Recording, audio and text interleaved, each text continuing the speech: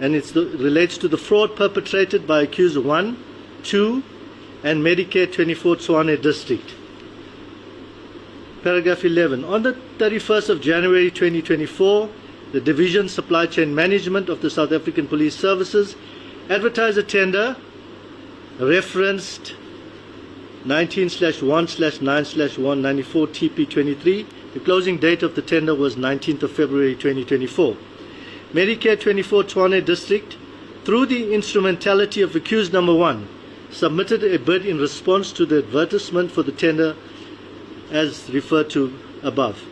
James George Murray and Brian Neville Cartwright, accused 3, assisted Medicare Tshwane District and accused number 1 at various stages of the preparations of the bid submitted by Medicare24 Tshwane District through the instrumentality of accused number 1. In paragraph 3.5 of one of the standard bid documents, termed SBD forms, SBD 4, Medicare24 Tshwane District, through the instrumentality of accused number 1, declared that, quotations, there has been no consultations, communications, agreements, or any arrangements made by the bidder with any official of the procuring institution in relation to this procurement process prior to and during the bidding process, except to provide clarification on the bid submitted where so required by the institution, and the bidder was not involved in the drafting of the specification in terms of the reference of this bid. Close quotations. Paragraph 15. The declaration by Medicare24 Tshwane District through the instrumentality of accused 1 and 2 were false in that accused number 1 had consultations, communications, agreements, and arrangements with accused number 3 prior to and during the bidding process in respect of the tender as referenced above. Accused number 1, 2, 3, and Medicare24 Tshwane District failed to disclose the material facts that they had consulted about the bid submitted by Medicare24 Tshwane District through the instrumentality of accused number 1. On 13 February 2024, accused number 1 completed and signed bid documents on behalf of Medicare24 Tshwane District in his capacity as the sole director and the shareholder of Medicare24 Tshwane District. The said bid documents were then submitted to the Supply Chain Management. Amongst the several misrepresentations made relating to the capacity of Medicare24 Tshwane District to perform in terms of the advertised tender were the following. 1. Misrepresented in the SBD1 form that its business address was 103 North Rand Road, Bardeen, Boksburg, Gauteng 1459. 2. Misrepresented its business addresses in 8 provinces by providing false addresses. 3. Misrepresented that it had a computerized system that was compatible with the SAPS system of SAPS. 4. Misrepresented that it had the required medical infrastructure in the 9 provinces of the Republic of South Africa. 5. Misrepresented that it had personnel as required in the bid specifications. The tender was awarded to Medicare24 Tshwane District based on the misrepresentations, which caused actual prejudice in the amount of 50,310,590 rands, 0.68 cents, to the South African Police, the National Treasury, and the public at large. Part B. Facilitation and approval of the tender.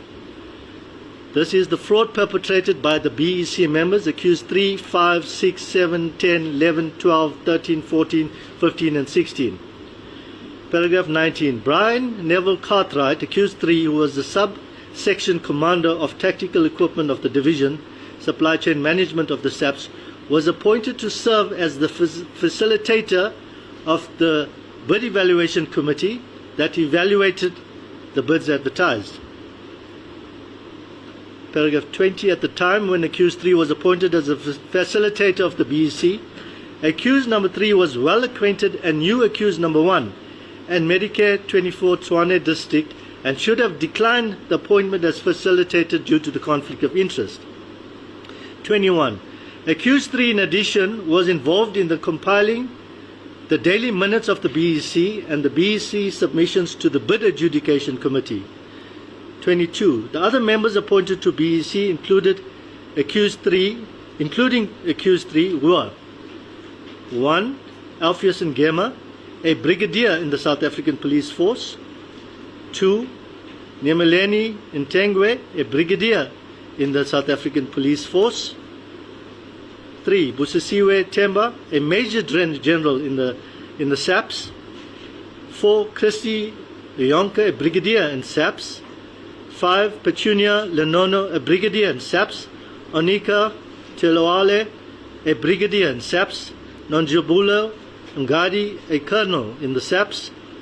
Anton Paulson, a colonel in the SAPS. And 9. Natsengai Munyai, a colonel in the SAPS.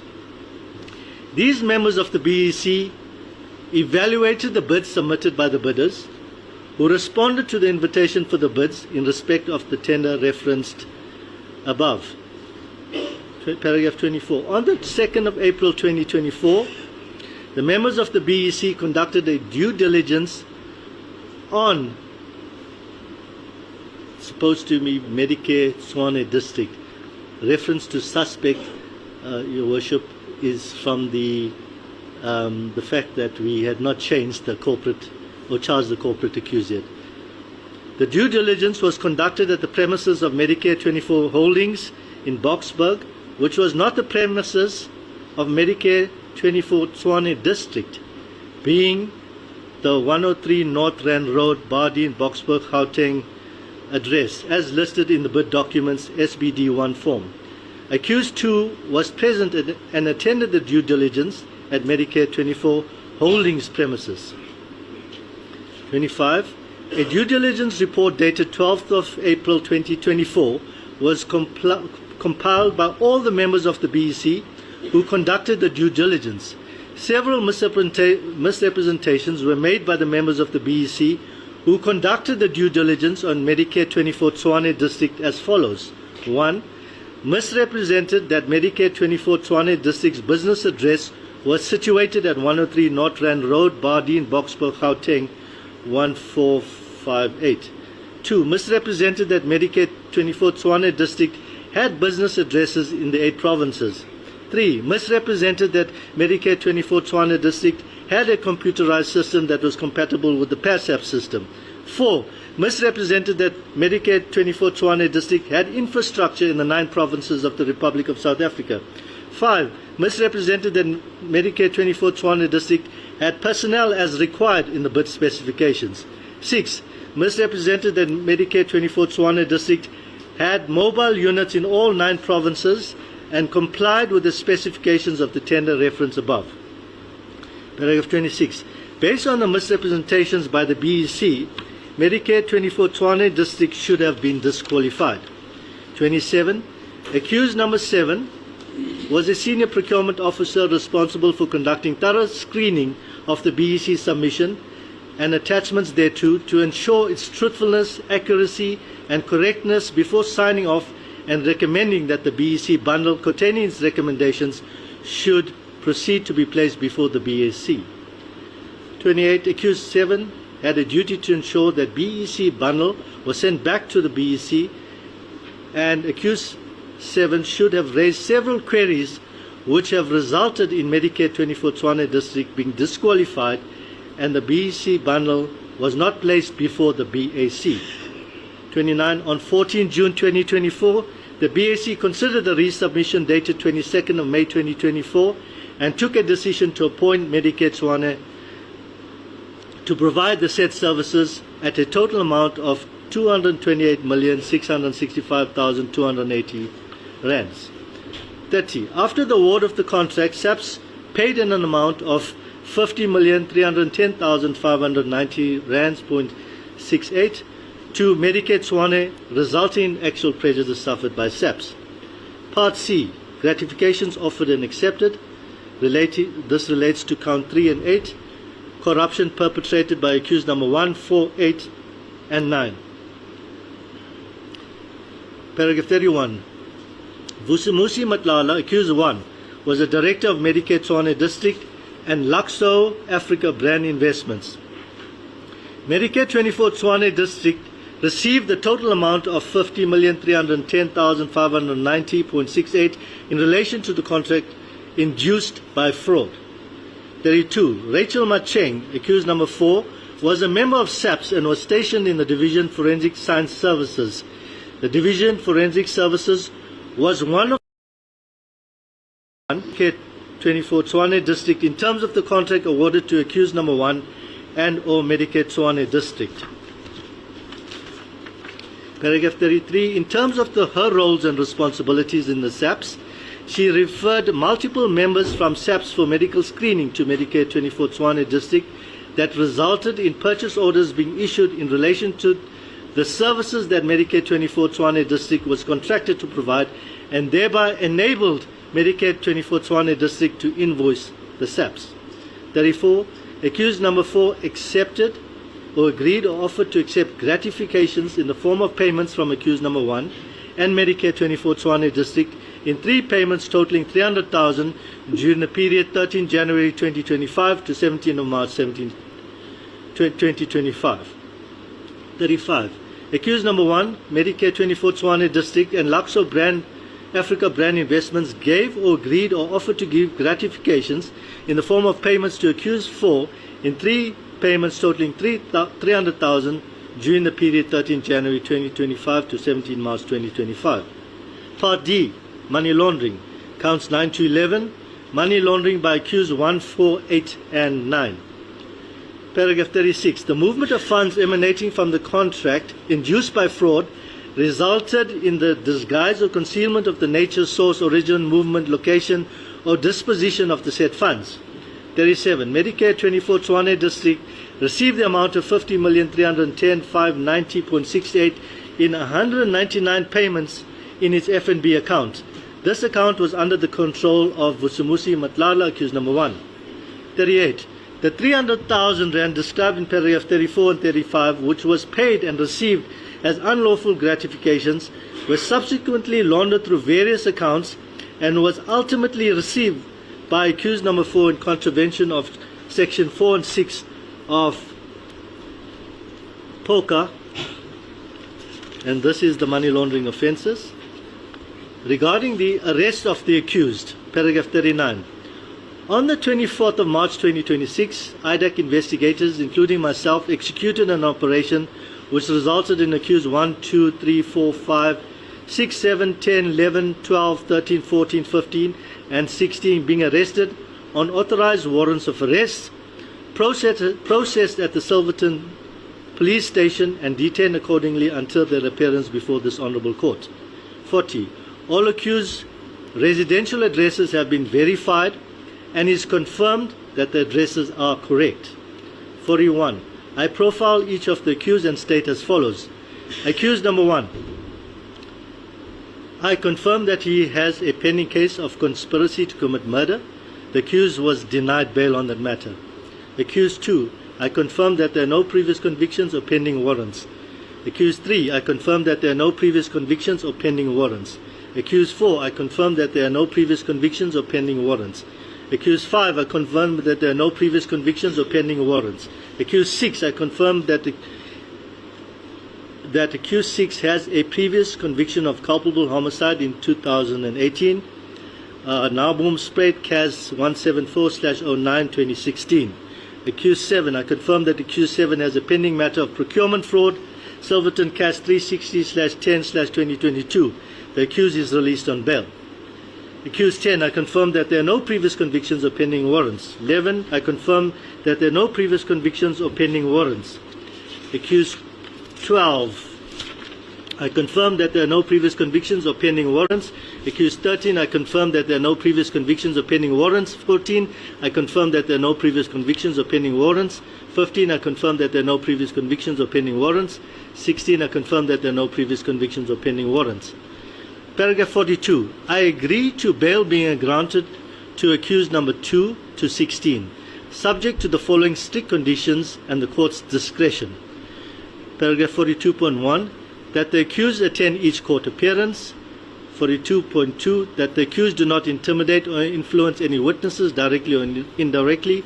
42.3. That the accused hand over their passports to the investigating officer on the release of bail.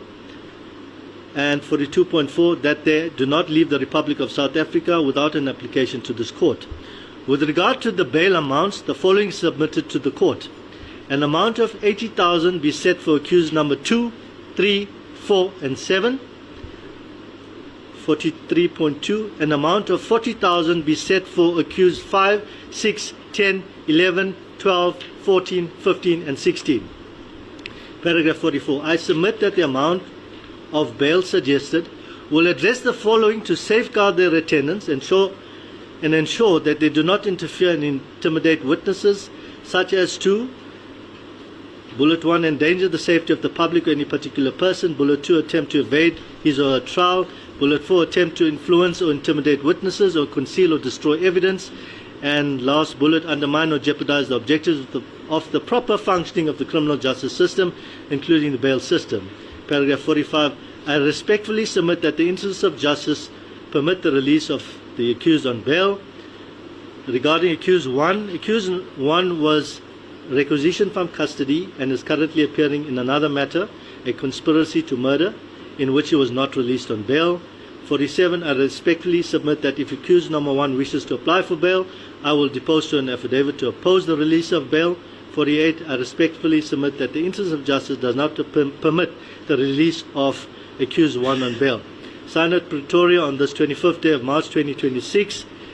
The affidavit was signed and commissioned, signed by Sunil Belachan and commissioned on the 25th of March 2026 by the Commissioner of Oaths, name and surname Brian Padiachi, who is also a senior investigator. The Worship may this affidavit be marked as exhibit plus minus 228 million. Furthermore, the court must also bear in mind if the accused are convicted, they may face a long term of imprisonment. There is also a big public outcry with regards to this type of offences, especially in the last couple of 2 years. And the court must also take into account that the accused mustn't be seen being treated with hand gloves.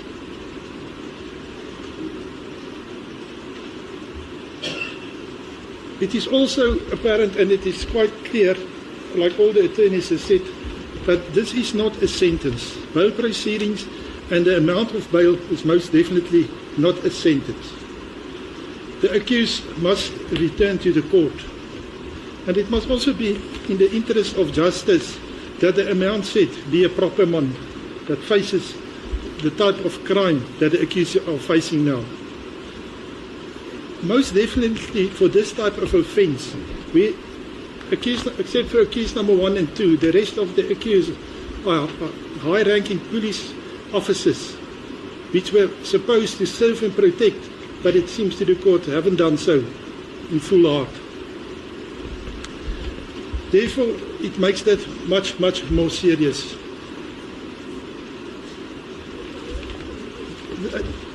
The court was actually quite surprised by the reasonableness of the state that suggested bail to them of 80,000 and 40,000 rand. The court was thinking that the suggestion would have been very higher than that which were put before this court. And the court is not going to alter that. The court is going to stay with the amount suggested by the prosecution, because the other amounts of 5 and 2,000, 10,000 and 20,000 is most definitely not in the interest of justice. That amount be set off bail. This case is remanded until the 13th of May to court number 16 here in Pretoria for further investigations. Accused number 2, 3, 4, all accused except all accused in custody. Accused number 2, 3, 4 and 7 bail to the amount of 80,000. Accused number 5, 6, 10, 11, 12, 13, 14, 15 and 16 bail to the amount of 40,000. If you pay the bail, you must attend that court not later than 8:30 in the morning. The accused is not allowed to intimidate or influence the witnesses directly or indirectly in any way whatsoever. That the accused hand over their passports to the investigation officer on the payment of the bail. They may not leave the Republic of South Africa without the knowledge of the investigation officer. A full itinerary must be submitted at least 5 days before leaving the country or the Republic to the investigation officer. The passport must be handed back at least 24 hours after arriving in the country. Case number 1, your case is remanded until the 7th of April this year in custody Kosi Mampuru prison for further consultations with your attorney.